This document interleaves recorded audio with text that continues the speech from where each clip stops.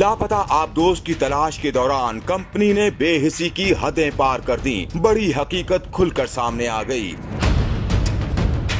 आज से 111 साल कबल बहरे ओकियानूस में डूबे हुए टाइटैनिक का मलबा देखने के लिए जाने वाले 5 अफराद जिस टाइटन आबदोज में सवार थे वो अचानक लापता हो गई थी। रेस्क्यू ऑपरेशन के दौरान ही कंपनी ओशन गेट की बेहिसी ने दुनिया को हिला कर रख दिया। कंपनी ने समंदर बुर्द होने वाली आबदोज और उसमें सवार 5 अफराद की जानों को नजरअंदाज करते हुए आबदोज के पायलट की नौकरी का इश्तिहार जारी किया। कंपनी ने इश्तिहार अपनी वेबसाइट पर शेयर किया, जिस पर सोशल मीडिया सारिफीन ने कंपनी के मालिक पर कड़ी तनकीद की।